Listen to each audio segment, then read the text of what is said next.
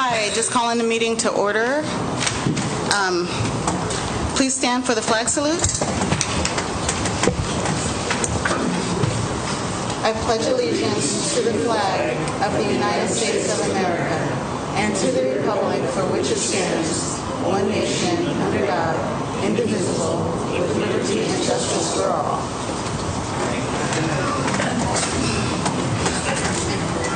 Cheryl, please do roll call. I can pretend to be Cheryl tonight. We're a little thin-staffed with Cheryl's on vacation. The mayor and the finance director are in Leavenworth for training. So very smoked. I'm not envious of them. And fire chief's out tonight, but we've got the assistant chief of operations in here. So Councilmember Kelly. Here. Councilmember Dunley. Here. Councilmember DeYoung. Here. Councilmember Kinzer. Here. Mayor Pro Tem Cornegay. Here. Councilmember Owen. Here. And Councilmember Couch. Here. Now I'd like to move for approval of the consent agenda, items 1 through 4. Madam Mayor, I move to approve the consent agenda items 1 through 4. Okay. And I guess next is... All in favor? All in favor? Yeah, thank you. Aye. Aye. Next on here is we have a special guest.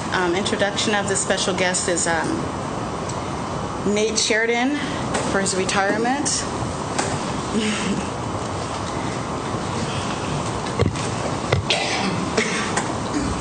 We're going to do a quick presentation of Nate. He's retiring after 12 years with the Sedro-Woolley Police Department as a reserve. And the mayor's got a quick Nate has been with us since September of 2006. The police department was recruiting for a reserve academy class, and 3 people were chosen for that class. Chief Wood really wanted to get Nate on board since Bill Johns had retired. We didn't have anyone who worked at John Deere that could take care of our lawnmower needs anymore. Nate had been a constant ever since whenever we needed someone to come in and cover a shift or bolster us. When we were short-staffed, Nate was the guy to call. Nate has always been solid and would do anything we needed him to do.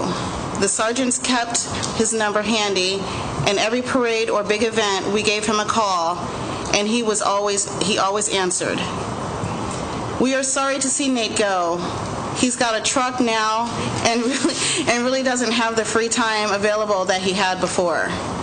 Thank you, Nate, and know that you are always welcome at the Sedro-Woolley Police Department. We would like to show our gratitude by presenting Nate with his badge embedded in lucite as a memento of our appreciation. So, Nate,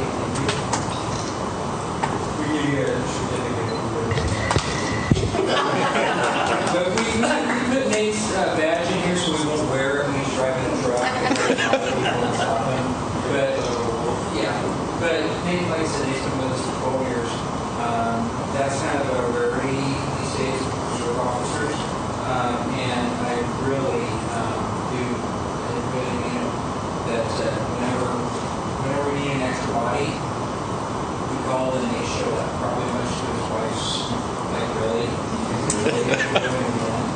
We even gave him money every once in a while. We had to write it. But he's been kind of a mainstay for us for a long time, and we're sorry to see him. But we say thank you to Nate.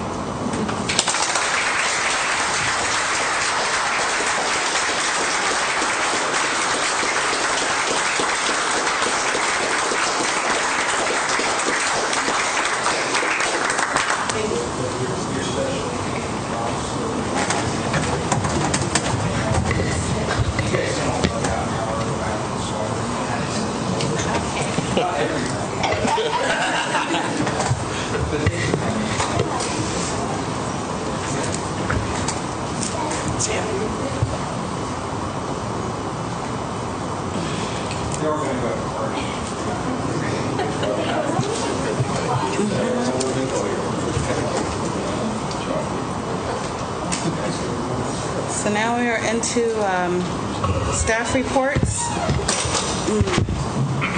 staff report, starting with Chief Tucker. All right.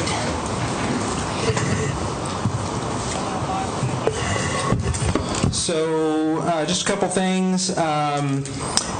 People may have heard or read the paper, our lip sync video got done last week, and we got a preview of it.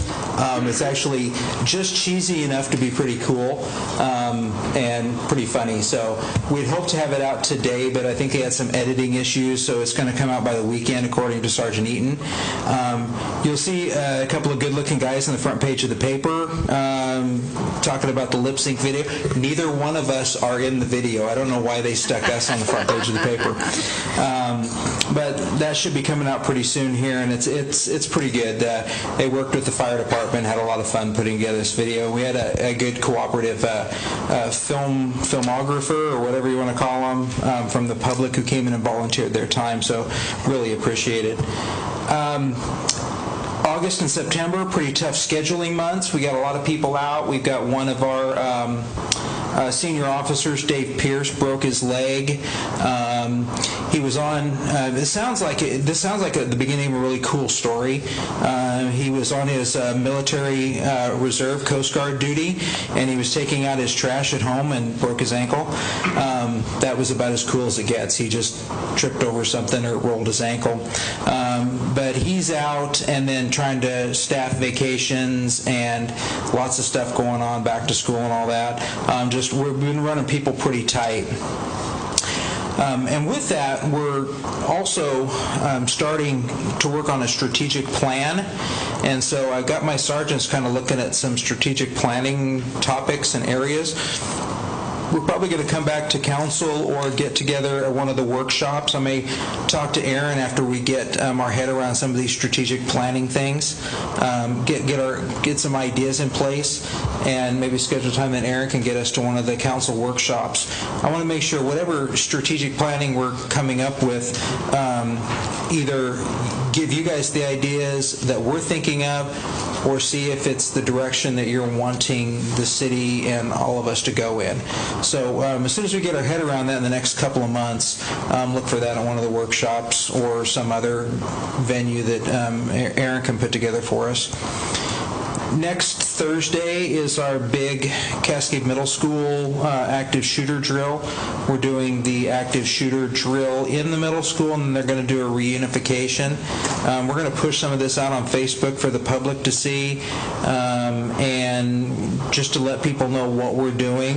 There'll be a lot of people involved. There's a lot of moving parts and players. I think they had 30 or 40 actors that were going to be part of the process. They're going to have the fire's going to be working on treating people. AID's going to be transporting people. We're going to be busing kids from the middle school to the high school for part of the reunification plan, just to test all of our systems. Unfortunately, this is the world we live in now, and it's things that we're going to have to do more and more. But that'll be next Thursday evening. We'll be starting the whole shebang there about 4 p.m. and it'll go till 9. But we'll be starting there about 2, doing some prep work there. But we've been working with the school district and Krista Salinas consulting firm working on getting that ready. I've got, I don't know, we'll probably have some folks get up and talk a little bit about some traffic concerns they've had on Railroad Avenue. And I've got, just to kind of put things in perspective, traffic complaints are like one of our most, we probably get more traffic complaints than anything else. And some of it is things that we can't do much about without having about 50 officers out on patrol. And I don't think anybody wants that or can afford that. But there are some things we can do. So when they talk about some of their traffic concerns, I can give you a list, or I can forward it to the mayor to pass on to everybody. I've got about the same level of complaints or concerns at 41 other places in town. and this is over the last few years, and there are places that are regular complaints. This is a pretty common concern, and we try to address it as best we can. We don't have enough officers to do all of it, and some things are only good for when an officer's sitting there. But if there's other things, like one of the mentions that they're talking about here is possibly a four-way stop or a three-way stop. Those kind of things are things I think we should consider if it makes sense to do. So there's some more background to this when they get up and talk during the public speaking section. I can provide a little bit more backstory to that for maybe later discussion. And that's all I have. Thank you. Todd? So we're coming off one of the busiest months in Sedro-Woolley fire history. July of 2018, we ran over 240 calls, so call volume is continuing to go up. Great partnerships with our part-time and volunteer resources that we have. They've done an amazing job. A lot of meetings, which Aaron will discuss here in a bit, with the paramedic transitional phase of ALS services coming into the fire department starting January 1. So we're doing a lot of pre-planning and a lot of meetings to partner with the county entities and the other departments in the county to make that happen. If you've looked at a lot of the reader boards around town here in the last couple weeks, you'll see a lot of prayers for Sedro-Woolley Fire Department and Tatiana, and we had one of our resident firefighters who lives here at Station 1 and also part-times with us Monday through Friday as well. A lot of hours she puts in. She was involved in a pretty traumatic motorcycle collision up on the pass, was airlifted to Harborview following a few of our residents that lived with her over here that saved her life up there on the hill that night. We got some pretty disturbing news this afternoon. They actually amputated her left leg. So keep our folks in your thoughts and prayers. But again, thank you for all the public support for the local businesses and the people who have come forward. We've got over $20,000 in donations to help with her and her family with some of the upcoming costs and needs that she's going to have over this next few months and years. So thanks again. Thank you. Sorry to hear that. John? Well, last night the Planning Commission met and had a lengthy conversation about our planned residential development regulation updates. They did not come to a recommendation last night, so that will continue to next month. We also had a presentation from the RJ group on their proposal for changes to draft regulations for the urban village mixed use overlay. I'm not going to get into detail about that because at September 5th joint City Council and Planning Commission meeting work session, we're going to have an in-depth discussion about the urban village mixed-use overlay, its history, and where the council would like to go with it. I can also fill you in what the discussion has been over the past couple of months since this project has picked back up. So nothing concluded from the Planning Commission last night, so you won't be seeing any new ordinances right away. And it's really been keeping our department quite busy. There's been a lot of moving parts happening on both of those issues in the past month, so that's been a lot of the work that we've been doing. So I'll just leave it at that and let Mark get on to his lengthy list. Thank you, John. A couple things to report on tonight. First of all, you may have noticed that the construction work has slowed down considerably in the area. The operating engineers, Local 302, voted to strike on Monday afternoon, and so basically the projects that we have are all affected by that. Fruitdale has a crew still working. There are other laborers and that kind of thing are still working on the project. The highway project that Granite's been doing is completely shut down, as well as the lane widening project that we're doing between Township and Fruitdale.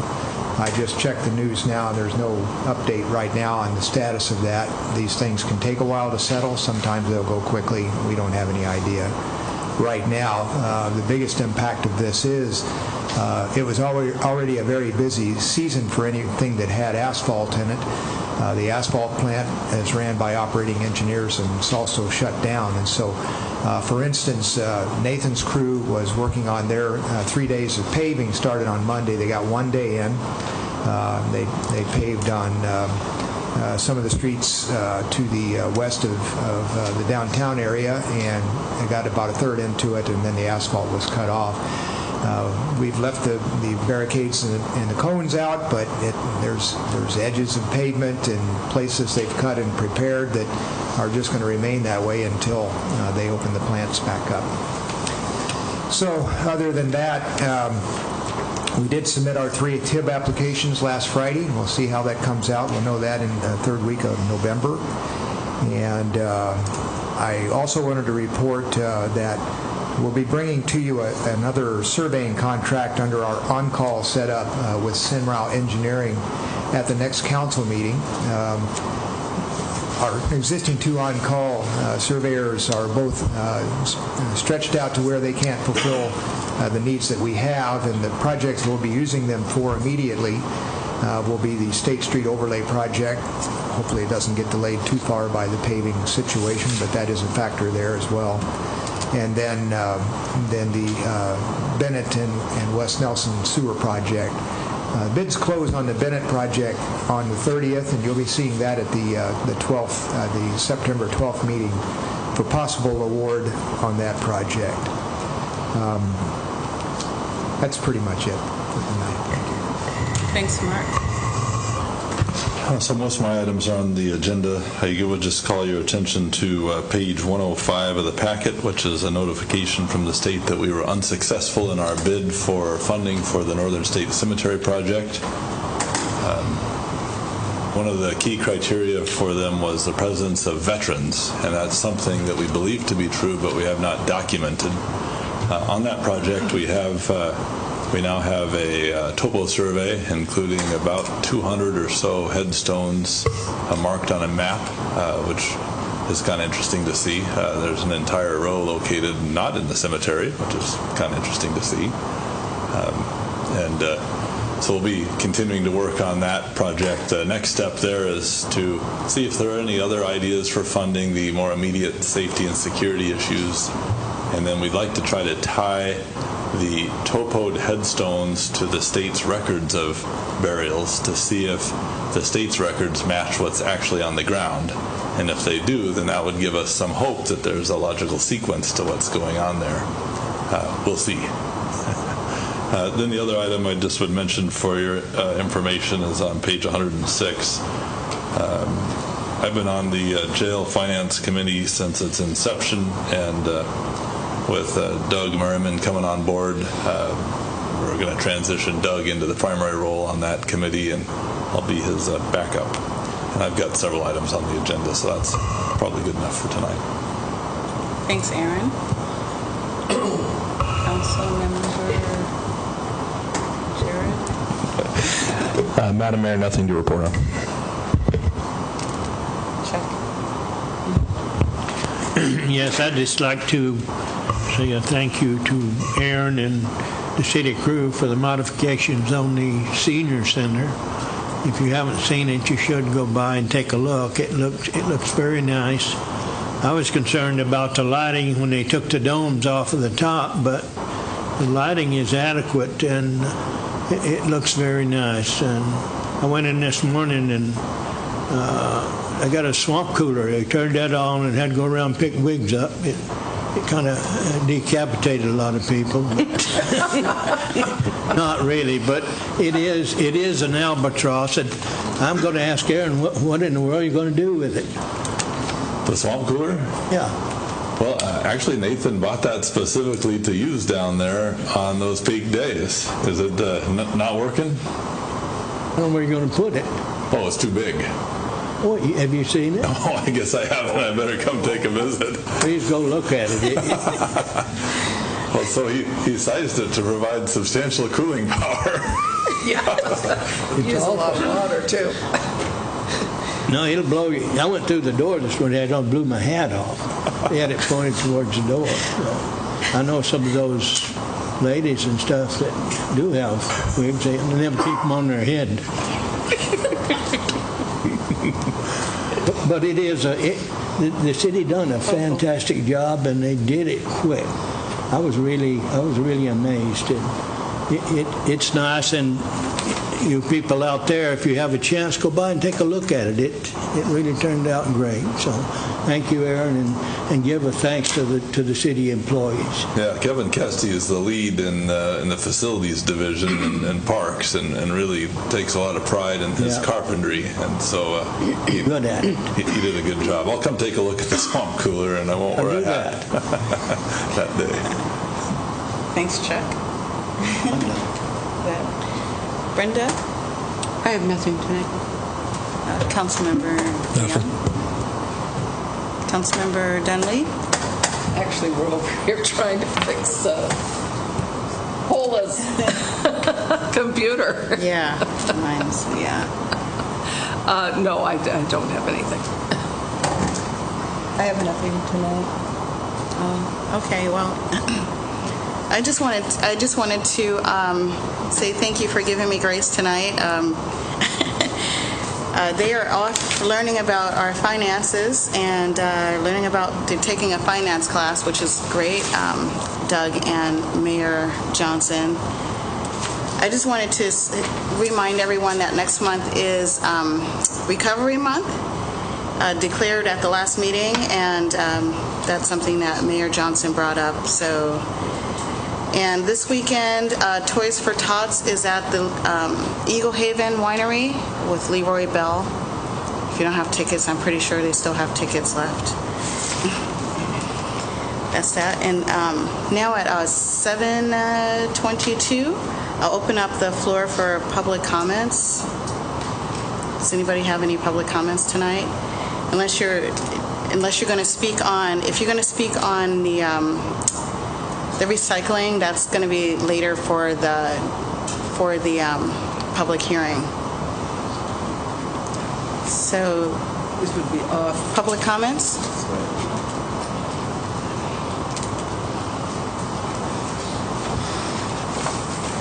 You have to state your name and your address, and you have about 3 minutes.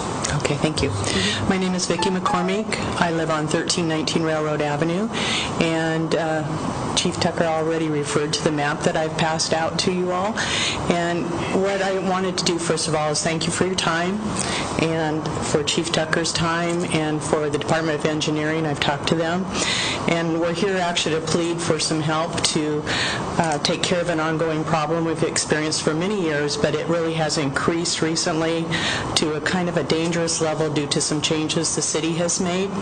And we've lived on Railroad for 28 years, and at Township, Jameson Street becomes Railroad, which then becomes Minkler.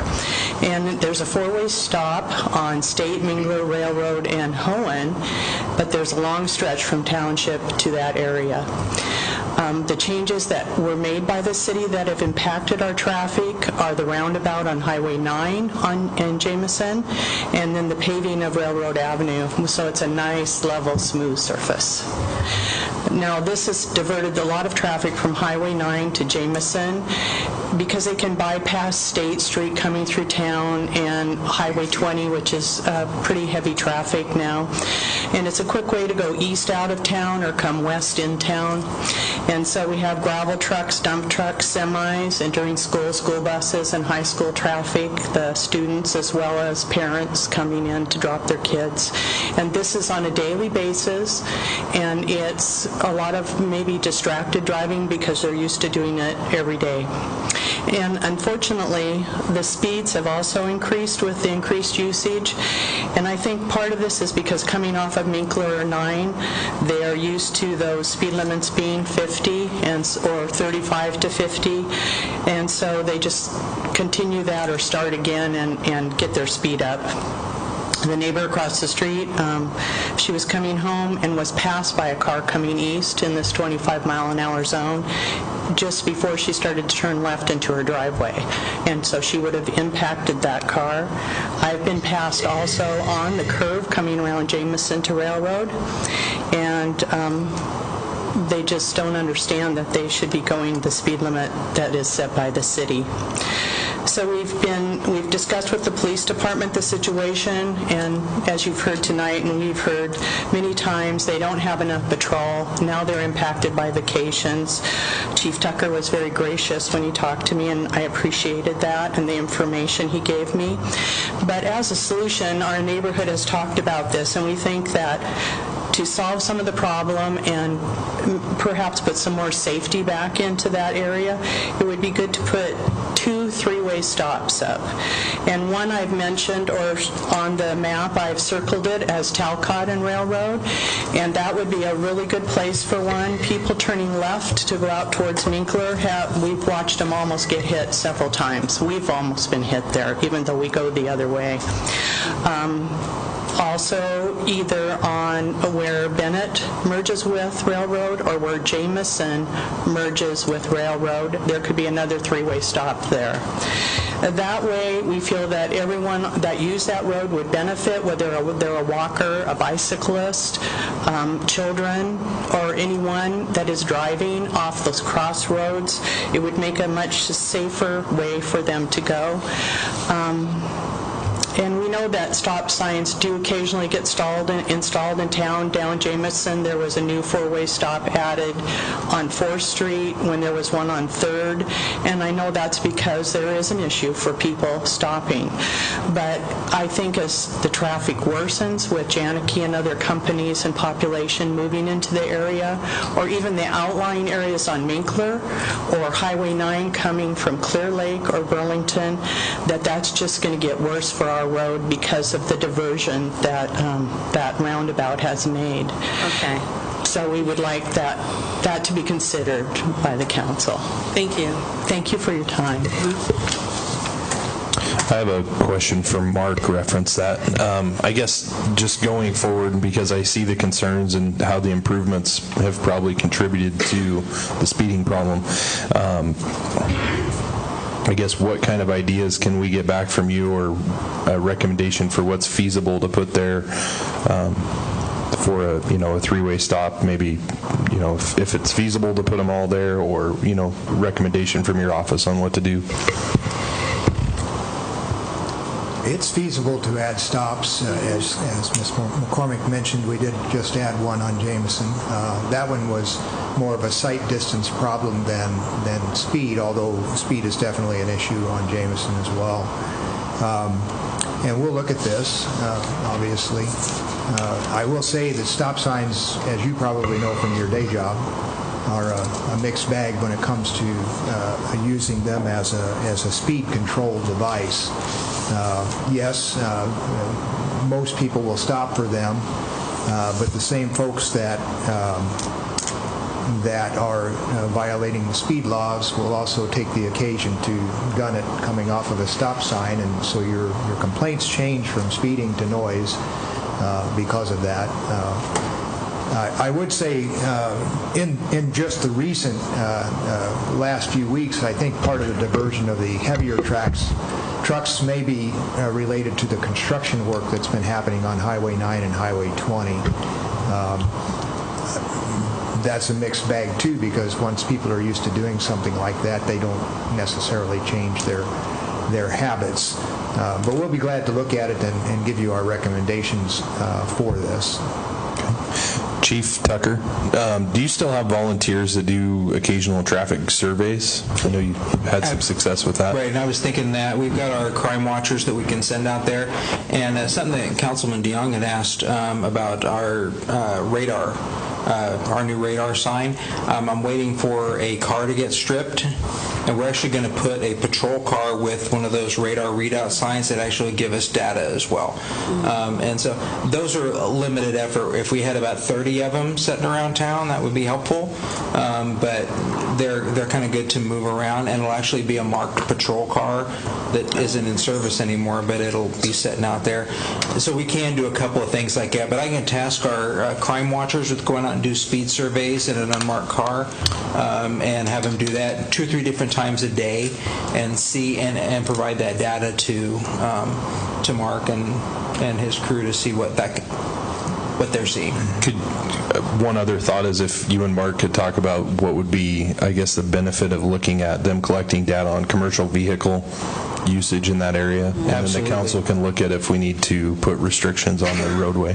Yeah, we've actually got a car that we can, instead of one of our old Crown Vics, we can actually put something else out there that doesn't even look like an old cop car, and just to get them to get probably a better sense of what's going on. They could take a handheld radar, they can do a tally of trucks, and then maybe we can do that at different times. And I'll, do you have email contact or just a phone number on here? Got it. I'll contact you, maybe get some times from you and your neighbors that you would suggest that we can get out there, and we can see if we can get somebody out there for that to help Mark make a better decision. Chief Tucker, you had mentioned that there were 41 other sites. Absolutely. Are there any of those that you would also suggest that we include in the study that are significant places that need to be looked at? Traffic is a hard one to judge.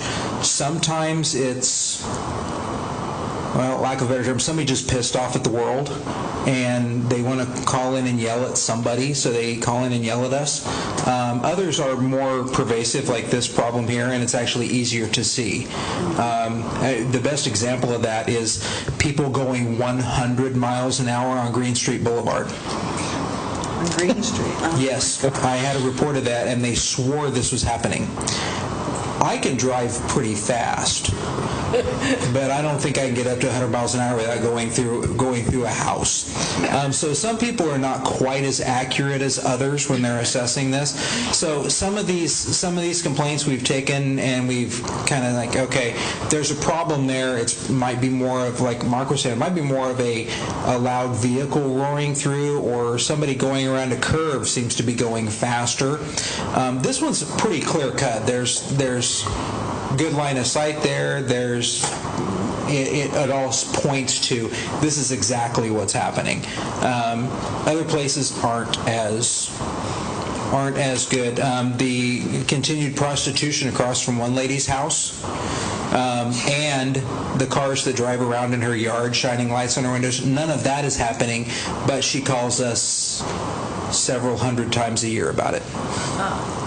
Well, as a resident of State Street, near the commercial district, I often observe lots of people traveling at excessive speeds, and have also had at least 4 accidents from my house the last few years. Everywhere on the planet that has cars and roads has the same problem. Yeah. And some of it's worse than others, and some of it's things we can do with, some of it's not so much. I get one person that says there's just one kid that wraps up his car every day and roars past my house. I can address that. That, like, every once in a while somebody drives 20 miles an hour too fast past my house. That's a little bit harder to address. And I certainly don't call you for those things, but, last week I was going through the intersection at Metcalf and State, or intending to turn left on from Metcalf on the State, and a car just went right through the other, Oh, yep. Happens all the time. Even look. It's called, some of it's DWS, driving while stupid, and there's not a lot of that we can fix, except for if we catch them. I tried to catch somebody going through town yesterday. I couldn't even get up, and it was too dangerous for me to catch up to him. I didn't get close enough to call it a pursuit either. They were probably 2 blocks ahead of me and zigzagging right through the middle of downtown. I couldn't even get close to him, and I lost him. There's just some people out there that are just bad people, and they shouldn't. driving with your license suspended or revoked is kind of a legacy in some folks around here. They've never had a license, and we take their cars away, we write them tickets, we put them in jail, and it's a driving offense, so they get back out and they do the same thing. So back to my whole point was, is there certain other areas that you would suggest that we look at as well? Oh, any of those spots like you're talking about, anywhere east of Township Street on State Street, east of Township Street on Jameson, any of those through streets, Puget Street is a through street. North Reed Street is a racetrack. Just any of those different spots like that. But like Mark was saying, adding, the only time I've ever seen it made any bit of sense putting in a speed bump was the one down on Woolley Street, or Nelson Woolley. Nowhere else would that make sense. Adding stop signs, what we have found with adding stop signs at places that don't necessarily make sense is people race to the stop sign, screech to a halt, and then roar away from it, and we still have the speeding, but we have it in 2 sections instead of 1. So that's why I think doing adequate studies and figuring out exactly what our real problem is. We've joked for years about paving Talcott Street or leveling Talcott Street. Nobody wants Talcott Street leveled because if you drive on there too fast, you're going to wreck your car in front of Brett Sandstrom's house and all that. So when they're talking about they just got the road freshly paved, it's a racetrack. At one point, there was no stop sign south of State Street on 3rd, and except for the river. That was the only thing that would stop you. And one of the residents got a couple of those stop signs put in front of their house at Nelson and then again at Jameson, because there wasn't one there for a long time. Previous chief actually got a ticket down there for that when he was a kid racing down there. So it's trying to figure out what makes the most sense, and you don't want to jump to putting something like Mark was saying. That stop sign down on Jameson that got just added doesn't make sense to me, but there's a different issue there. It's not a speed issue. There's a really tight area, lots of cars parked there, and it makes sense to put that there. But putting a stop sign, we had a stop sign at 7th and Alexander for a while. That was worse than no stop sign, because people were blowing the stop sign because it didn't make sense. So all the right things have to get done in the right order, and looking at all those things. And I'd be happy to share any of this. Some of this is just my notes that I've taken in the last 3 or 4 years on that traffic, and I can send it to Aaron to pass on. That'd be great. Thank you. Thank you. Are there any more public comments tonight? Harold, sorry. Next, Dennis. Dennis, you'll be next. You got 3 minutes, Harold, and name and address, please. Oh, I've been here before. Yeah, I know. We just need your name and address for the records. Harold Beitler, 1207 Jameson Street. I would like to agree with the lady who was here a few minutes ago complaining about Jameson. I tried to tell our engineer about 2 years ago or something like that, when we were talking about putting that roundabout in on Jameson and 9, what was going to happen. Well, we've got to have a thoroughfare there. Well, I can understand you want to move some of the traffic off the main part around it. And so anyway, we went on. Now I'm looking at it. At the intersection at Railroad and Jameson, I talked to Mr. Engineer about 2 months ago about that, and the answer I got was, well, I'll have to find out how many accidents have been there. Well, what the hell are we going to do? Wait till somebody gets killed there? It's a dangerous intersection. I damn near got T-boned last winter during the ice, because I realized the ice was on, this kid was going to school, it was late, he hit that curve, and there's a nice big fir tree sitting there, and if he'd went about another 6 feet, he would have tried to push the tree over. I just so happened, he was just right ahead of me, if I'd been about 2 car lengths ahead of myself, he would T-bone me. That is a dangerous intersection. We're getting too much traffic in there. all this traffic now, like you've been mentioned, coming up with the roundabout, and they're missing Township Street, and these other streets are coming around that way going upriver, which I don't blame them a bit. But that street is too narrow. It's going to cost the city $1 jillion to make a thoroughfare out of it. It's just narrow, there's cars on both sides. I hate to go down it myself. In fact, a lot of times I don't go down Jameson. I'll take another route, even though I'm going to go up like the Clear Lake. Second thing, I'm not throwing down on the police department. They cannot be on those streets all the time. But there is a lot of fast traffic out there. Too much traffic, it's fast. But until the council decides they need to put back in a traffic enforcement unit, we're going to have this problem. We're going to have complaints from people. We need 1 or 2 cars. I realize this is a lot of money, but we need, I'd say, 1 to 2 cars most of the time out there on patrol, doing nothing but traffic. I very rarely see a patrol car down in the south end of town. Anytime we go back and forth, once in a great while I'll see one wave to him. One other point, on Jameson Street, that stop sign on 4th and Jameson, I think is the most idiotic thing I've ever seen in my life. Now, I don't know who put that up there or who authorized it. It wasn't the council, I realize that, because I didn't see it in council's actions. All of a sudden, here's this sign sitting there. You come off of 3rd Street, going east. 1 block, now you got to put a stop sign. I cannot, in my way, understand why we have to have that stop sign there. I work traffic.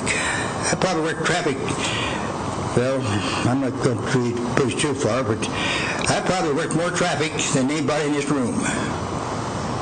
I used to like to work traffic. In fact, the first radar we got, I paid for it myself with the amount of tickets I wrote, barring Mount Vernon's radar. They had it, and they didn't have their license yet. So I was using it over here just to, I called burning it in. But the first radar that Sedro-Woolley got, I paid for it. Because we needed one, and we wanted one, and a couple of us went out on our own time, donated our time to run that radar, and we never wrote a ticket less than 10 miles an hour of the speed limit. I believe we educate these people a real big hurry with that. Okay, but that stop sign down there, to me, and I don't mean to step on Lynn's toes here, I just cannot understand that stop sign. First place, the city council is the ones that's supposed to control this. The city council votes to put these stop signs in. Not any Tom, Dick, and Harry can put them stop signs in, supposedly by Madam Mayor, how are we doing on time? I think we're over. Thank you for your comments. Okay, I realize I'm stepping on some toes here. But believe me, it's time for the city council to take over and run the city and not letting administration run it. Thank you. You people are the ones that are supposed to be saying when this stuff goes on. Thank you for your comments. Okay, Dennis, 3 minutes, please. When you get How about from right there? When you give your name and address, Mr. From home, Dennis. Name and address, I'm please. sure glad he wasn't a cop when I was here, because boy, I'd have been getting tickets. Hey, Dennis O'Neill, I live at 109 Talcott Street, and I'm going to start out something about new taxes. I'm not going to talk about recycling or garbage because I'll be told to sit down, but I'm just going to talk about taxes in general and new fees and all the rest of it. It seems like it's no big joke here. You know, you're penny pinching all these people thinking it doesn't show up on the radar, but these little fees and little taxes we've got are just crazy, and we should be saving our money to give a couple more patrolmen out there, and that's what we need. They're pushing these guys too far, and they don't have enough help.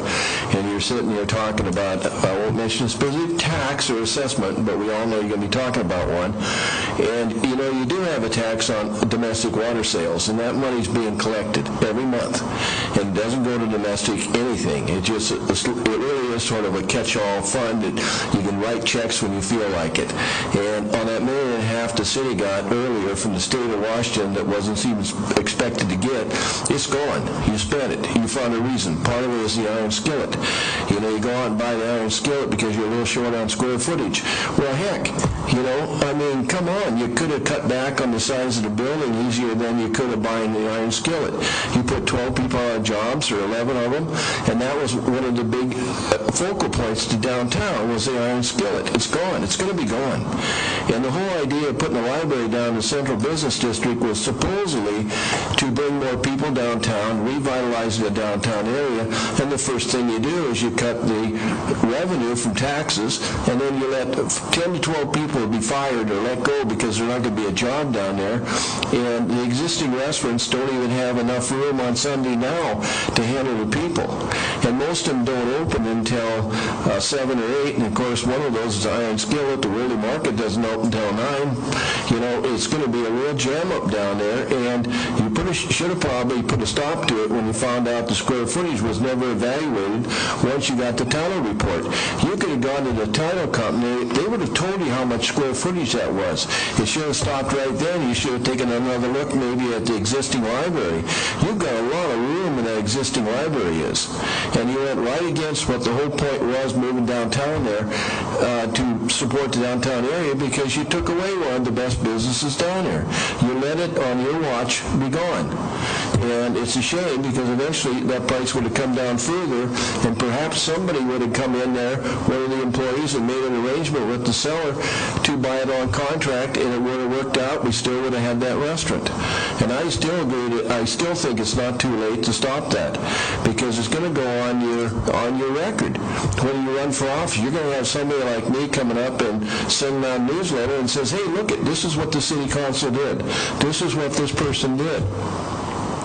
So you want to run for office, you know, we got 1, 2, 3 new councilmen and nobody's speaking up, and I'm disappointed in that. You know, the number of you have been up there long enough, you should question authority, I guess, when somebody tells you write the check and it's easier to write another check. It sounds to me like you're sweeping the garbage underneath the carpet, hoping somebody doesn't find out.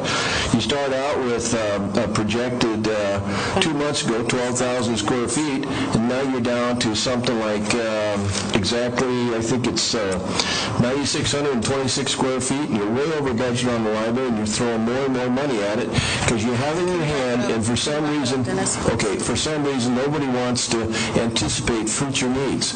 And so you dug a pretty big hole, and I think it's going to get deeper. Thanks for your time. Thank you, Dennis. Thank you. I have to talk fast, otherwise I wouldn't have got it in. Any more public comments tonight?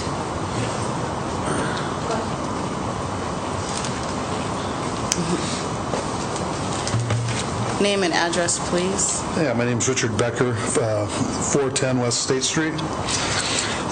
Good evening, you guys. I'm here. I'm the operational manager of Floyd's Cannabis Company in Sedro-Woolley. Since 2015, Floyd's has operated one of the city's only 2 licensed recreational retail marijuana shops on West State Street. Our business has been fortunate and successful operating our business here in town, growing from 0 to 17 employees, nearly doubling in size annually, while the state's recreational cannabis market has greatly consolidated. The success of our business has resulted in greater employment and taxable revenue for our community.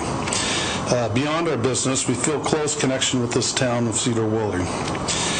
Much of our owners and employees live here. We have an active role in the community affairs. For example, part of our company proceeds go towards local charities, including the Sedro-Woolley Helping Hands Food Bank. We also have employees that volunteer their time as well down at the food bank. The reason I'm here tonight is to discuss the city's intended installation of a traffic divider in front of our business, commonly known as a pork chop. in the front entry of our parking lot.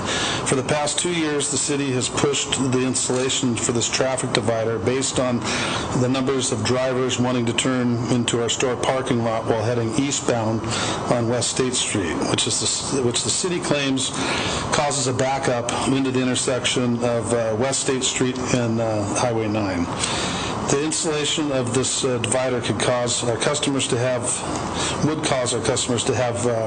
to drive beyond our driveway, turn around into residential parking lots and driveways, and make a U-turn to come back around, or divert traffic in through, redirect it into residential neighborhoods. This is not only challenging to our customers, it is ultimately deters business. While we are aware that the number of people that access our store eastbound on West State Street there's been no reported accidents at all resulting in a left-hand turn into our facility in the 2 years that we've been in operation. We are open, collaborative with the city on finding a solution to this matter over the past 2 years. We have worked hard with the city to find an alternative solution to this traffic divider, but have been very unsuccessful in resolving this. This has included months of negotiations with the city attorney's office and even purchasing of the property east to our store in order to move the store's driveway 30 feet east from its previous location. Yet the city considers this new driveway to cause a traffic concern despite no incidents to date, nor actual traffic study has been conducted in this manner whatsoever. The fact that the installation of the traffic divider... About 30 seconds. Okay. Will have a substantial impact into our company, but on this community, forcing our customers to turn around eastbound, it will definitely harm our business. The barrier will shut off traffic from SR9, effectively arriving in town from I-5.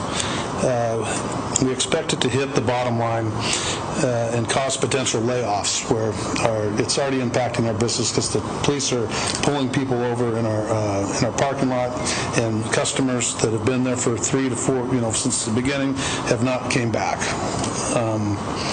We request that your body please review this matter and suggest a reasonable compromise, including a possible traffic study, requesting of readjustment of traffic light timing to the Washington State Department of Transportation, or possible consideration of seeing how the new driveway access impacts traffic before impacting installing this divider. Thank you very much for your time. Thank you. Yeah.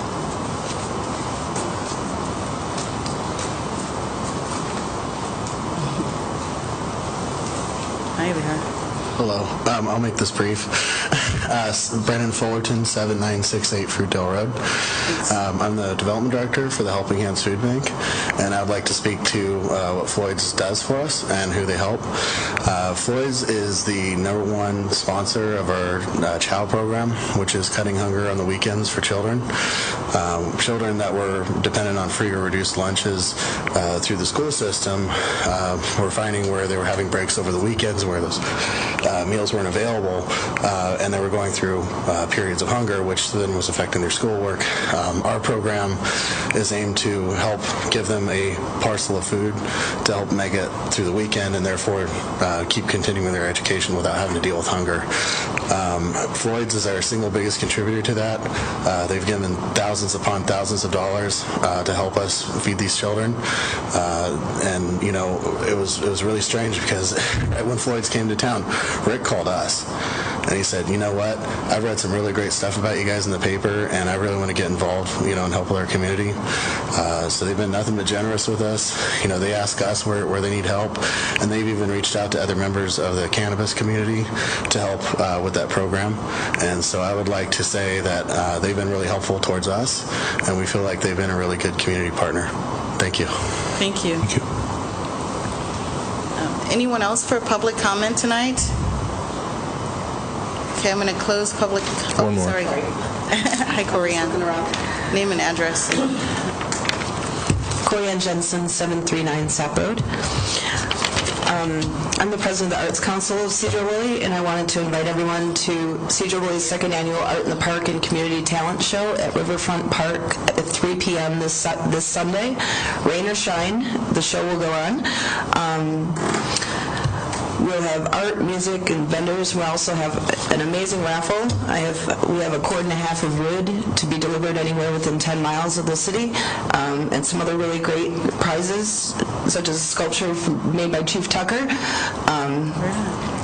He might be able possibly to do an art demonstration at the event. We will have a... Sorry, Chief, give me an okay. All right. Drawing. No. That would be forging, right? Yeah. We'll have a sign-up sheet for the talent show if any kids want to show their talent. Our MC is DJ Defcon from KSVR.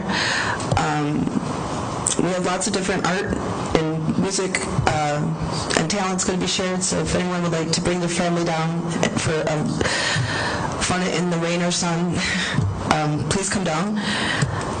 Also, I'm going to get some...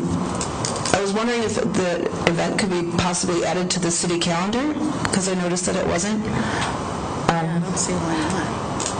And also, I'm getting signs tomorrow. So I'm getting 25 signs tomorrow to direct traffic to Riverfront Park. I was wondering if maybe I can meet with you, Mark, to figure out where the best place to put those, so they would be the most effective to direct traffic going up and down Highway 9 and Highway 20 and Cook Road. And when is appropriate to put them up. So I'll meet with you. And I also wanted just to thank the city and the police department and the chamber for all of your support. So thank you. I hope to see you all Sunday. Thank you. Good luck. Thank you, Coria. Oh, sorry, one more thing. This is a fundraiser for the Arts Council of Sedro-Woolley, and so the money will be going towards art and music projects around the city. Thank you. Thank you.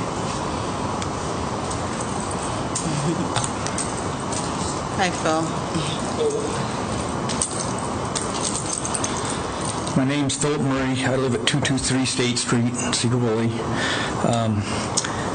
Thing about Floyd's driveway going in there, I've been headed west before, and I'm stopped at the stoplight, and I have people forcing their way in front of me to get into their driveway, and traffic's backing up clear up into Highway 9, and they can't go anywhere. The only other thing I can see, if the highway department would let them have a driveway from Highway 9, then they could go in and out that way. Make more sense, and then you could block that off so you don't have that problem. But that's about all I have to say. Thank you. Thank you. I have a question for Mark. I guess what's the status of this? So the status is, if we want to discuss it, this would be an appropriate executive session topic. Floyd is represented by counsel. We've got current threat and litigation, so it's not really something I'd like to see discussed in public. Okay. Are there any more public comments? Okay, I'd like to close public comments at 7:57 and open up for a public hearing regarding the recycling and garbage rates. Oh, I have a list here. Dorothy DeFemery. So before you begin, would you like the topic introduced? Oh, sorry. Yeah, sorry. Yeah, I guess that's important. Sorry. So this was on your council agenda for the first meeting in July, and then was again on your agenda for the last meeting, also the first meeting of August. And at the August meeting, the council discussed the desire to have a public hearing to look at this bigger picture and make sure that the community had an opportunity to make comments. So we have a public hearing noted tonight called rates, but the actual item on your agenda is not rates. It's a contract with Waste Management to extend the transload operations for commingled recycling. Obviously, if you approve that contract, however, there's a rate impact, and so that's the nexus. So if you, just taking a look at the memo, I do want the council to be kind of alerted to what I'm now seeing as 5 factors that are pushing on rates. And these are, I disagree a little bit. Where did he go? Did he disappear on me? With Phil, I'm not Phil, with Dennis.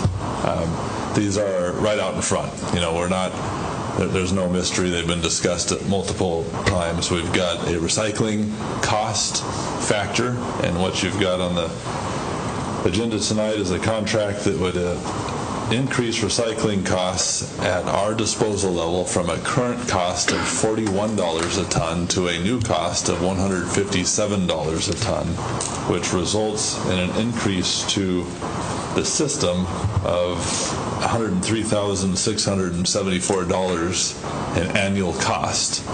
So if we want to continue recycling, the people of Sedro-Woolley will have to pay an additional $103,674 in a 12-month period. So that money doesn't go to libraries or anything like that or slush funds. It goes to pay for recycling. And I'll talk in a little bit more detail about what that means at the household level in a minute. The second item on the list is the Skagit County government is in the process of instituting a tipping fee increase for the disposal of garbage.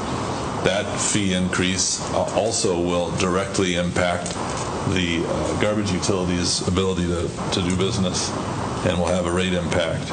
Annually, the city generally has a cost of living adjustment on utility rates, so it's generally going to effect on January 1st. I don't know what that might be proposed going into 2019, but I think it's important for the council to have that on the radar now as you're looking at these costs. The council's utility committee discussed in July the possibility of adding an additional FTE to the solid waste utility. To fund that would have a rate impact. And finally, we've heard from multiple council members, and I think it's safe to say it's a priority project for the mayor. It's time to get our mechanic off of the gravel and into a maintenance facility. That facility, as well as the ability to protect our $350,000 trash trucks, will have a rate impact because there's no other mechanism to fund it but from the rates of the utility. So that's 5 factors pushing on solid waste all at once, and something council needs to be aware of. Secondly, on the rate piece, council, I think by consensus at the August meeting, seemed to say we don't want to do a rate increase on September 1st and then another rate increase on January 1st and maybe another one in June 1st. Let's get it all, let's do it all in January, let's have one adjustment and make that work out. So when we're working on the 2019 budget, which we've just started on the staff side, we're anticipating that the cost impact of the new transload agreement for the last 4 months of 2018 will be borne in rates that will extend into 2019 and maybe 2020, depending on how we want to address that cost. So slightly higher than if you started earlier, but intended to provide just a single rate increase. So just getting into the math, I think everybody's aware of the history. China's changed the policy on recycling, so they won't take what we've been sending. There's a huge stockpile just all over the place of recycled materials that we'd all love to see get reused, but they're not commercially viable for reuse. The list of what can be recycled is shrinking, and the cost to recycle, the smaller list, is increasing. The contract with Waste Management proposed $157 a ton. It also allows them to adjust that every 90 days. So you can see in your late materials our answer to that. We negotiated a 30-day termination clause. It's bilateral. So basically what I told Waste was there's no way the council was willing to agree to a 3-year deal that they could adjust every 90 days or 12 times with no limits. But the compromise was, rather than trying to build in formulas or limits, it's just if it gets too high, 30 days we can pull the plug and do something different. So I feel good from a legal standpoint and a policy standpoint that provides protection for the city moving forward, and I think it will keep Waste Management comfortable that they're not going to raise the rates beyond what would be actually necessary to make this work. So on the rate impact side, in your packet on the second page of the memo, You can see the rate impact of the recycling cost increase with the $103,000 annual cost. What Doug did in this particular example is divide that by the entire system revenues of $1.9 million to result in a 5.35% increase. That increase would be on everything in the solid waste utility. I want to give you an apples to apples with what you saw back in July, which was recycling only. At that time, we were looking at a recycling increase of 47.03%. This new number, we're looking at $147, I think, back then, 146 maybe. Waste came back in with 147 a ton. So the new increase is about 55.15%. which means that an individual recycling customer currently paying $2.82 would see that go up to about $4.38 a month. So the delta is about $1.56, just to kind of give you that sense at that level. So whether you look at it as 55.15% on the recycling element of our business or 5.35% on the total business, is a question that will be examined, and ultimately you'll decide as you work on the 2019 rates. But I just wanted to bring that down from the big number of whether it's 5.35% or 55.15%. What does that actually mean? I think it means about $1.56 a month. So if there are any questions for the council, I'd be happy to answer them now, and I know you've got a public hearing ahead of you on the rates. I've got one question for you, Aaron. If you take a container out to recycle, out to waste management, and it's contaminated, then you get a penalty, right? Yes. Okay. Then how are you going to control that? I mean, the recycle truck comes by, grabs it up, dumps it in, and there's recyclers and there's people that don't really care. They throw anything they can in there. So how are you going to control that?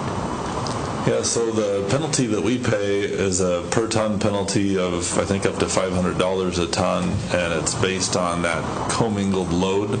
But at the individual household level, our trucks are equipped with video cameras, so the drivers watch what's dumped into the chute. And I think as part of the rate proposal, there's a couple issues that I'm anticipating bringing to you. One would be, just like with garbage, if you stick the big bag on top, you get a rate adjustment that week or that month.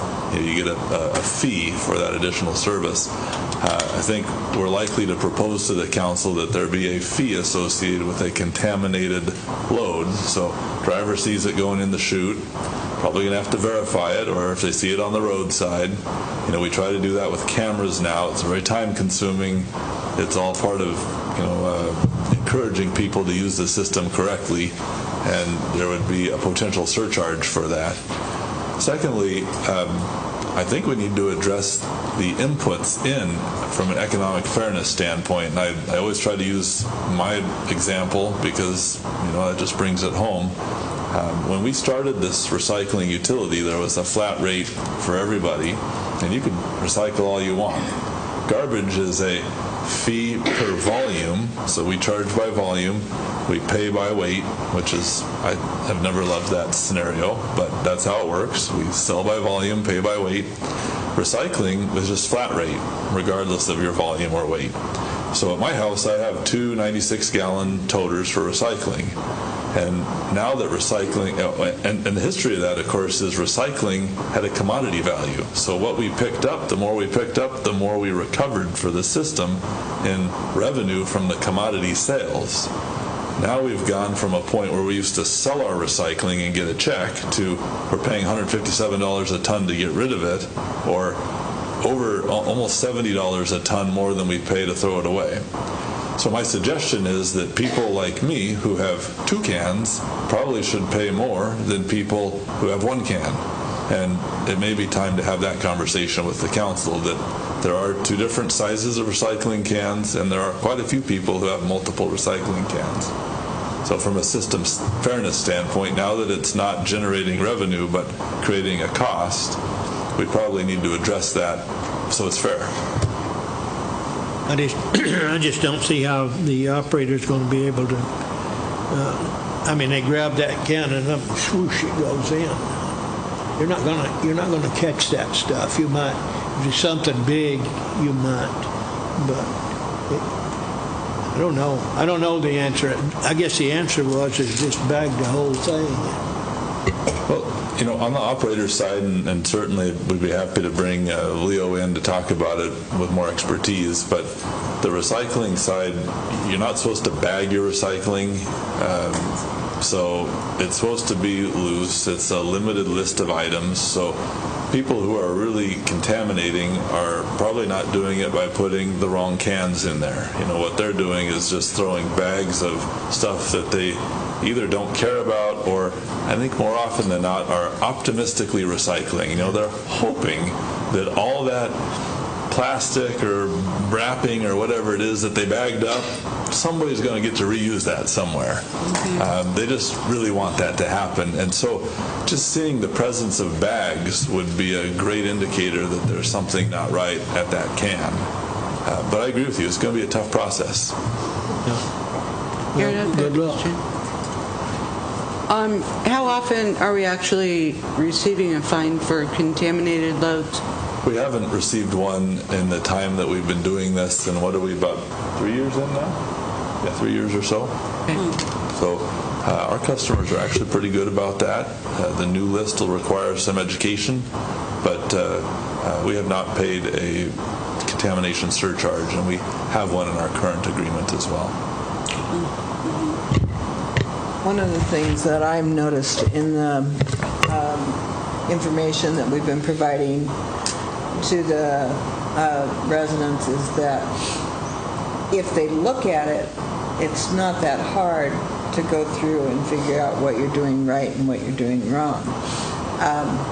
But I clearly found that I had a lot more going into my recycling than was appropriate. So I'm now having to be a lot more diligent about what, and I encourage other people to be so too. Me too. This is education, I think. Yeah. Thank you for that. Any more questions? No. Okay, now we can open up a public hearing at 8:11 on recycling and garbage. I'm sorry, Dorothy, the Infirmary?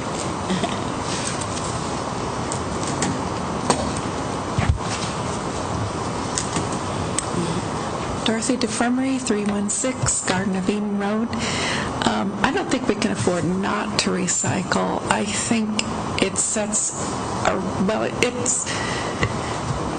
we owe it to future generations. We need to set the role model for them. My parents recycled back when I was a kid, and I had that growing up. It makes it a lot easier for me. But I think we need to continue that, even if it's difficult. The amount of the increase is, to me, minimal.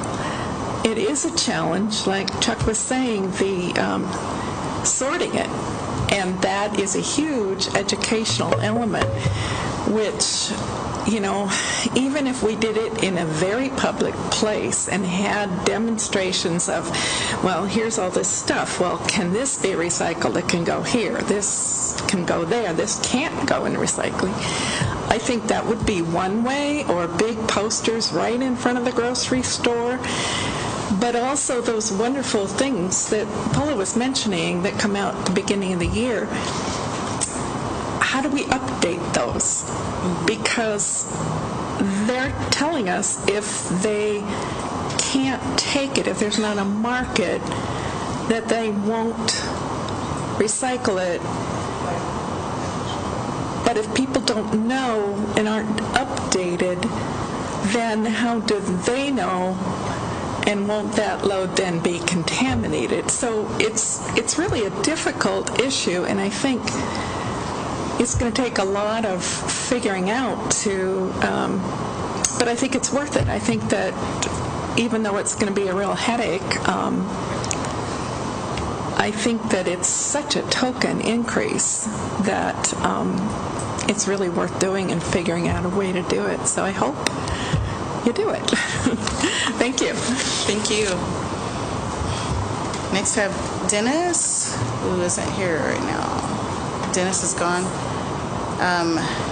Philip?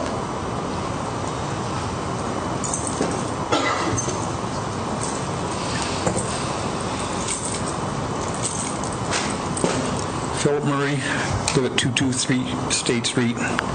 I'm wondering why you don't have waste management pick up our stuff here instead of we're going through a middleman, which is the city. It seems like they're already in town picking up stuff. I see their trucks all the time, big cardboard dumpsters and all that stuff. It seems like you get rid of them and get rid of the city part of it, and they just take care of it. If nothing else, you set up a recycling plant here where you have people go through it to make sure it is the right stuff, something like that, which you turned down a while back. But right, that's about it. Thanks. Thank you, Philip. Anyone else on the public hearing tonight? Okay, I'm going to close the public hearing. Wait. Sorry about that.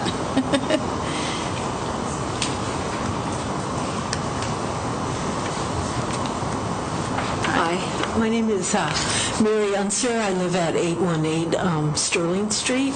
I moved to Sedro-Woolley 3 years ago, and I've been desperately trying to think about my recycle bin. Is there something on the top of it that tells me what I can put in it? There's a sticker on the top of the grave. Little sticker? Well, I'm hoping that maybe with this program, that the changes, because it's saying exclusion and all this, that a new label can be given to us to put on top to kind of remind us as we're using them. Okay, thank you. Well, it might be helpful from the prior comment to know that of course, the Waste Management used to do the commingled residential curbside recycling. The city took that over in an effort to control costs, and I believe we've been successful with that. What happens to the materials is they're picked up in our trucks, city trucks. We drive them over to Burlington, Bayview actually, out by the transfer station. They're loaded into transload containers and they're driven to the Cascade Recycling Center, which is a materials recovery facility, a MRF, operated by Waste Management in Woodinville. And that's kind of a higher tech solution where they use magnets and puffs of wind and all sorts of things to separate the materials to get the commodity out from the garbage, or what they call residual. So there are actually a couple different handlers in the process, but ultimately our contract in this case is for dropping it off in Bayview all the way forward to the CRC at the MRF. I also wanted to say, I like what the city put on the website about, it was really layman's terms, what can be recycled and what cannot, and it was just right, and then for people to ask questions right there was kind of cool too. Thanks. Any more for public comment on the hearing? Sorry, on the hearing. Okay, I'm closing that at 8:17. And did you have something? Sorry? Questions? Are we allowed to make seconds? I don't think so. Okay, that's fine. I'll talk to you later. So we got the issue here. Should the council approve a new agreement with the Waste Management for bulk recycling of the city's commingled recycling stream? And if so, how should the additional cost be funded? And there's a recommendation. I would make the motion that we accept the new contract with Waste Management. I do appreciate the fact, Aaron, that you did get the caveat in there that we do have the 30-day out, because I wasn't very pleased with the idea of every 90 days watching it go up.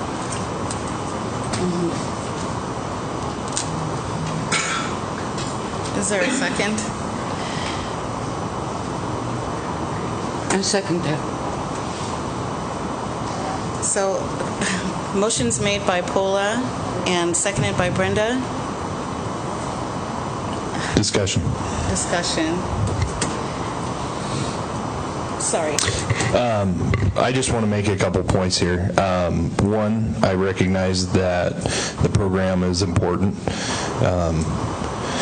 Two, I think it's a slippery slope when we get to putting this in the category of, we owe it to the future. Yes, we need to be good stewards of our environment, but I'm not willing to do it on the backs of our taxpayers, because I think an argument could be made for, anything that we've heard of.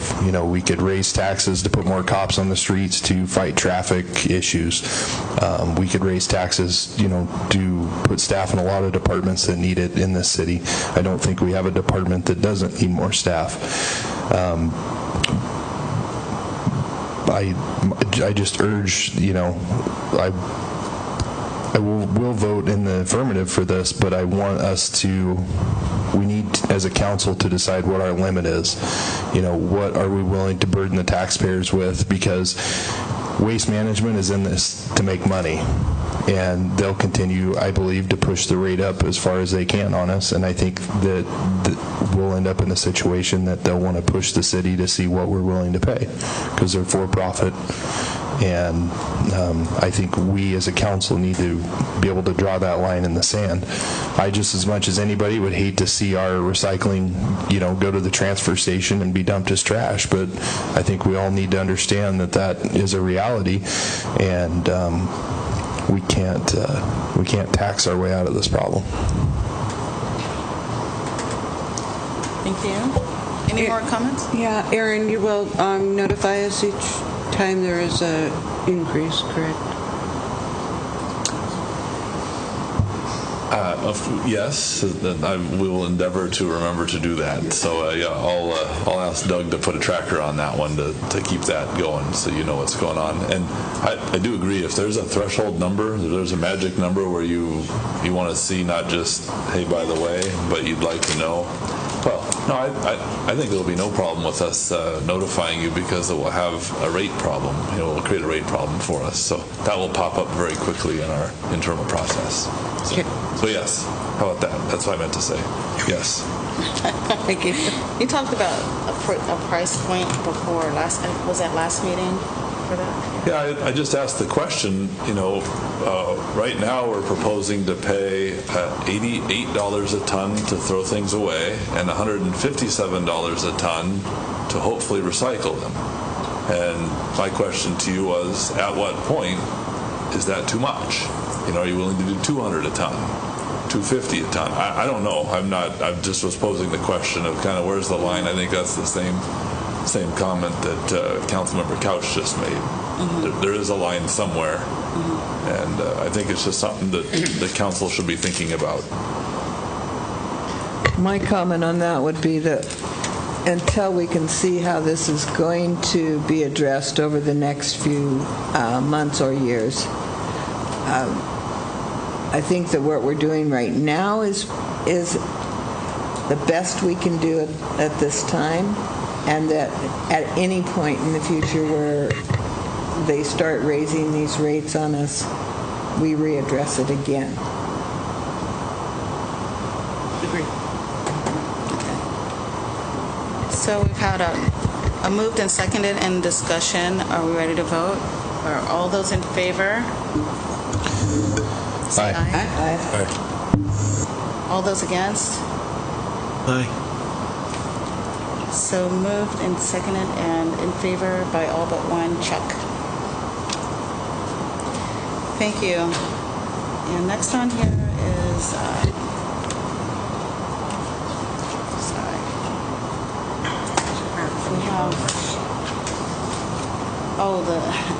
we have, the unfinished business, the library project update, and commerce grant.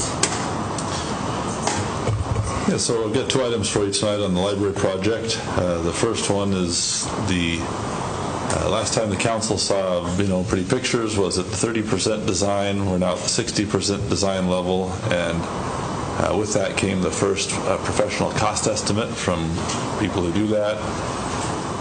The cost estimate came in a little bit higher than the maximum allowable construction cost, or MAC, and as a result, what you're seeing here on pages 48 and 49 are some revisions to the library, decreasing its size by about 1,000 square feet. So on 48, you can see the floor plan, and the primary change that you would notice would be the deletion of the standalone steam room, and instead combining that with the active gathering.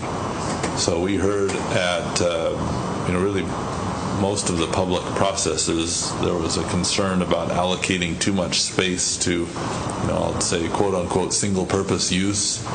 And so in looking at how the library's footprint needed to be reduced in order to fit the MAC, the approach that was taken was to combine those areas, thereby not losing the functionality of either, but sharing those functions within one space. So on the bright side, I'm looking at it as we've now increased the size of the steam facility from the prior version, which I think was around 600 square feet, plus or minus, to almost 1,200 square feet.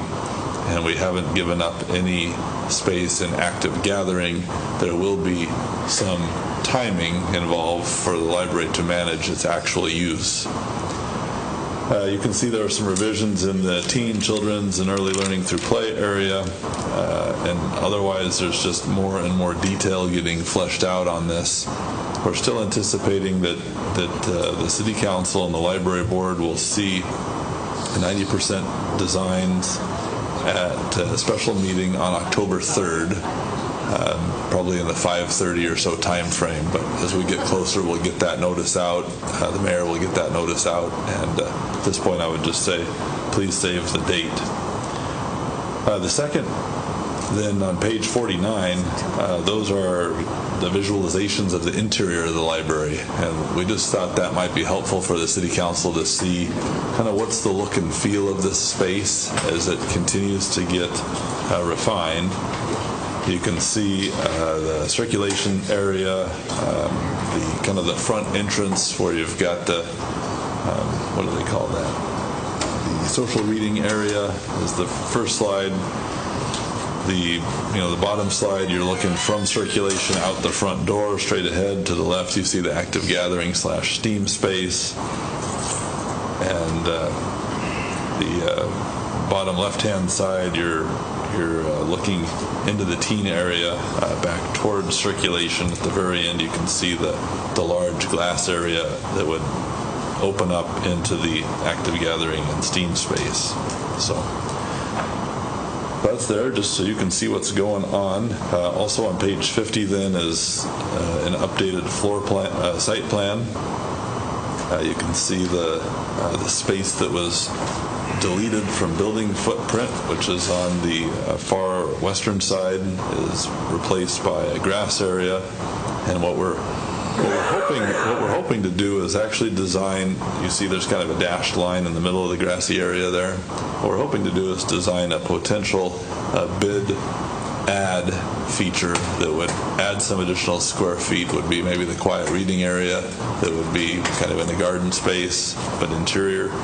So that way we've got some bid protection in the event that our cost estimator is too conservative in their cost estimates. So that's the real challenge here, is we don't want to get to the opening of bid stage and have the bids come in excess of our MAC, but we also don't really want to open bids and have them be significantly lower than our MAC, because that means we will have given up square footage that I think we believe the community needs. So you can see what we're looking at there. The action item for tonight, the requested action item, is just approval of the Commerce Grant. So this is the $1.455 million that Senator Wagner sponsored in the legislature for the library project. And we're ready to get the grant agreement in place so we can start sending reimbursement requests back to the state. And and get the money for the work that you're doing. So, is there any questions? Yeah, it's not so related to the grant, but it's just looking at these design layouts, the ones that are photo-like. Are they really thinking about just having those short bookshelves and not full height? Because it seems like you could get a lot more books. I know open is a concept idea, but taller bookshelves could sure hold a lot more books. So are they expandable? I don't think so. Do you mean could you add another stack? I don't know the answer to that question. That's not something I've heard. Some of these bookshelves would be on wheels, so they'd be movable to make the space more flexible. And probably at the 90% design phase, or sooner if you want, I could provide you some information about a current library to planned library and a per lineal foot of bookshelf space comparisons, if that's of interest. I just have a little bit of concern that some people, primarily maybe people my age or older, would have a hard time, crouching down to look at if that's the way they're all going to be.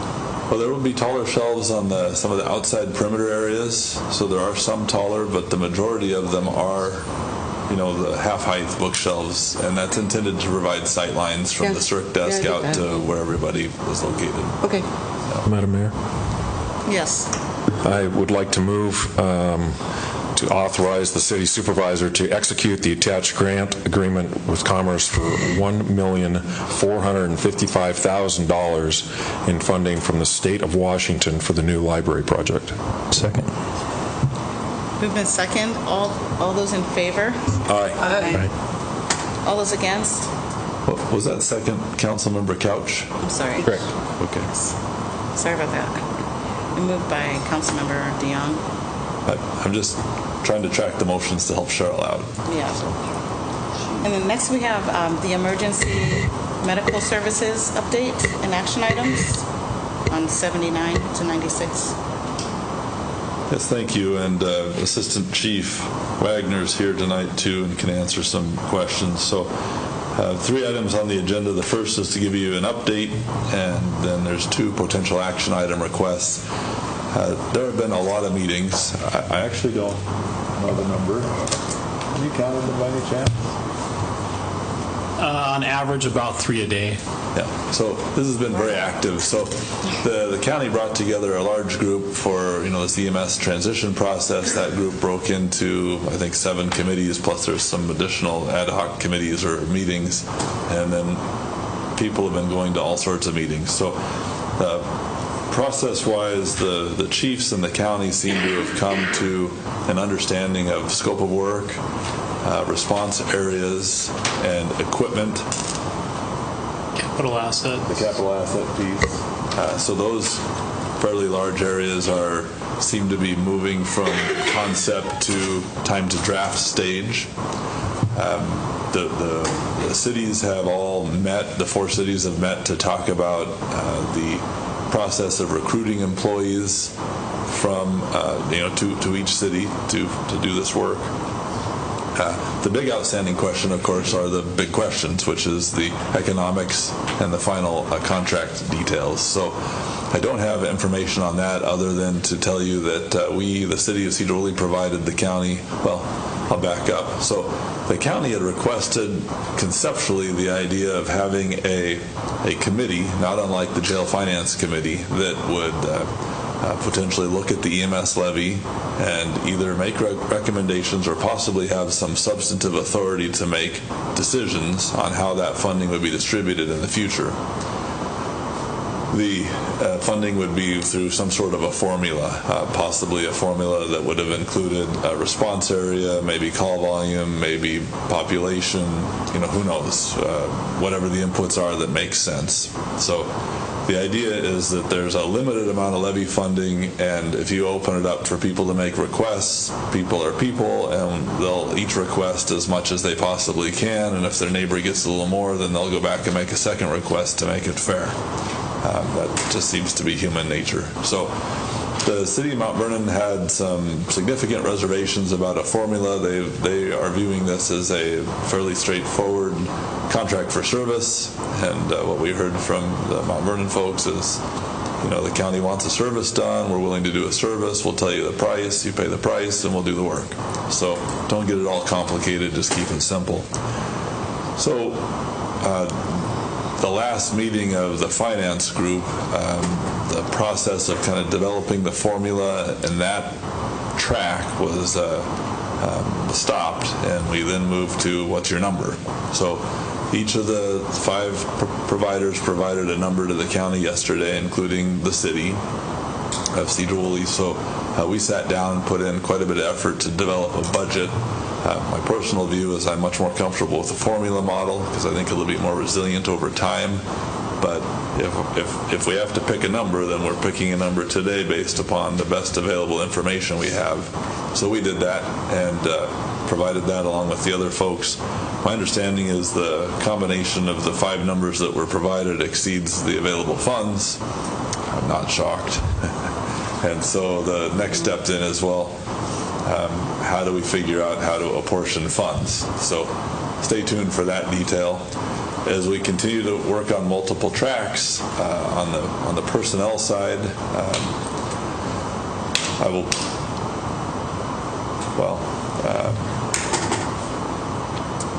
it's anticipated that we're going to need to get job announcements out fairly early in September in order to be on track to make offers by early to middle October. So it is possible that the mayor may need to call you in for a special session in order to approve the creation of these positions and the pay range. So we've just concluded a process that I guess we'll talk about in a closed session regarding collective bargaining, but we're getting closer to being ready to make that recommendation to you. And obviously we can't ask people to apply to work for us until we have a pay range. So we're trying to get all that worked out and get that back to you shortly. That's probably about all I've got for now on the update. Do you have anything you'd want to add, Frank? No, I think that covers all of that. All right, so the 2 items that we've got on the agenda for potential action are, one, our fire station addition project. We still have some hope that we think it's possible that we could actually occupy that by the end of the year. So that's super optimistic. I recognize that. We went ahead and did an RFQ, a request for qualifications for architecture service. We received, I think, 5 submittals. Committee met, reviewed those, ranked them, and selected Carletti out of Mount Vernon as the preferred architect for the project. What you see in the packet is a negotiated fee agreement with Carletti. That fee agreement is an hourly agreement with the do not exceed. The do not exceed is too high at $60,000. We are working with them right now to bring down that number. We don't know if we'll get down to half, but somewhere with a 3 starting is our objective. Carletti just designed and finished bidding a new fire station on Whidbey Island. I think it was last week. And that station opened bids at $350 a foot. So for reference, Fire Station 2 here in Sedro-Woolley came in around $200 a foot. This building, I think, was closer to $180 a foot. So it's a significant difference. In fact, $350 is much closer to what we're projecting for the library. Library project's a little higher than that. So big math. His concern is this project is so small that he thought we could easily see $500 a foot through the public process. So we've sort of turned our ship on this and have suggested the potential of putting our lead man, Kevin Kesty, on the job, and we think we want to build it ourselves.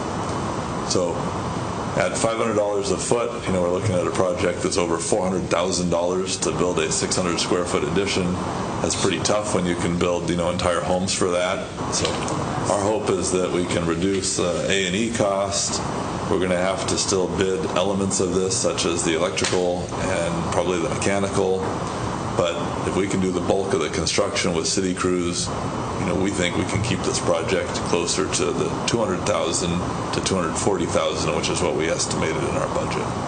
So, long-winded way of saying we need the architect on board to get us some plans so we can get a building permit so we can get our crews kicked off on it. There's also one additional complication that caused a bit of excitement last Friday. sewer for this is going to require, what was that, about 200 feet, Mark? 200 feet or so of sewer down Monroe Street. And of course, we thought we were going to be paving Monroe Street today. So there was a bit of excitement about, is it possible for us to get 200 feet of sewer installed on Tuesday so we can pave Wednesday? Ultimately, Nathan Salsina came in and I guess I would say cooler heads prevailed. He said, let's just punt the paving of Monroe till 2019. That way you can dig it up and do your sewer. Fire can live with a patch for the rest of 18 and part of 19, and we'll make it look all nice in 19. Super smart solution, although we got a bit of a reprieve here with the lack of asphalt. So there's that piece. The second, or the third piece, the second action item is we're just wanting to get all the pieces in place to be able to do this new work. And one of those elements is we have to be able to buy drugs. So Frank's done the research and has determined that the Minnesota Multi-State Contracting Alliance for Pharmacy contract has good service and good value. So we'd like to go ahead and get the piggyback agreement with the MMCAP in place so we can get our account set up and we'll be ready. I'm anticipating probably by the next meeting or so we'll be asking for authorization to jump in on a contract to purchase a drug vending machine. So that's your look forward. Yeah, I see the quizzical look. So just imagine your standard vending machine with the Skittles and the cheesy crackers and all that. Ours will have fentanyl and ketamine, morphine, all sorts of fun stuff. So choline. Is it a Pyxis? It'll be like a Pyxis, but it won't be that expensive. Pyxis will run you about $250,000. This is about $15,000 to $20,000, and maybe less, depending on my meetings next week. We're trying to get a vendor to help us out with some of that costing. And that not only will it assist us with inventory management and control to meet our DEA requirements, it'll also log in and restrict certain people will be able to get into it, certain people won't. Certain items we can set up where you have to have a partner to go get it, like the morphines, the ketamines, the controlled substances. We can have one person log in to get it. They have to have a partner come in and use their PIN codes to assist to get single items and limit how many they can go, and we can have cameras and stuff above this. So it's kind of a win-win for all of us, and long-term will save us a lot of headaches and questions and concerns over controlling those substances in-house. And the Minnesota multi-state contract that Aaron brought up is totally a win-win because we can still go locally here with Cardinal and Boundtree and some of our local vendors. This doesn't cost us anything, but in looking around at some of the other agencies that have been using this, kind of almost like a Costco or an Amazon type of a deal where you're getting bulk contract pricing. Anacortes is telling me that as soon as they started using this, their pricing went down 40 to 60% lower than what they were spending locally using the same vendors. So they're still able to get the stuff from the local people, but the contract pricing is a lot better for what we're going to be using. And with this new venture and the amount of pharmaceuticals and medical supplies that we're going to use, going from 600 transports to closer to 13 to 1,600 with a lot of different allowables and daily consumables that we're not used to using in the basic life support realm. Madam Mayor, I'd like to move that council approve the attached professional services agreement with Carletti Architects for architectural work on Fire Station 1 addition project. Second. First by Councilmember Couch and movement by him, and a second by Councilmember DeYoung. All those in favor? Aye. Aye. All those against? So that's moved and voted on, and then there's another one. Madam Mayor, I'd also like to move that council approve the attached agreement with the Minnesota Multi-State Contracting Alliance for Pharmacy, allowing the city to piggyback on their contracts for purchase for pharmaceuticals in the future EMS operations. Second. So that's moved by Councilmember Couch and seconded by Councilmember Dunley. All those in favor? Aye. All those against? So that's passed. And thank you. Next on here, sorry. We have,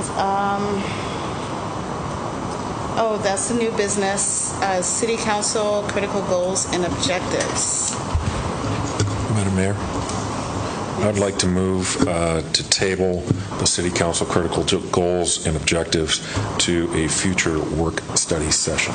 Second. Thank you.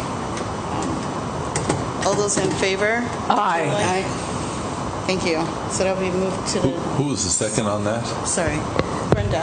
Oh, gotcha. So that will be moved to the next work session, September 5th.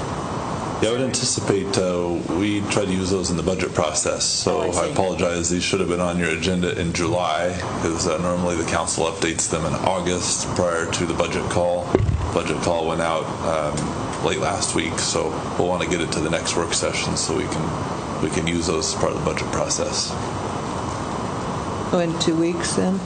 Yeah, September 5th, I think, is the next work session. Yeah. That's a combination with planning. Mm-hmm. Yeah, we'll have to kind of bifurcate and do half with the planning and then half with the council. Okay. Who was that? That was your motion, yes? All right. I'm not as good at this as Cheryl, you can tell. I'm not helping. No, you're doing a great job. And then next is information only items. Are those, is that you, Mark? It says building permit, oh, sorry, John. We don't even have to talk about them. So we don't have to, okay. So is that it? This good of the order? We moved to good of the order already? Anyone have good of the order?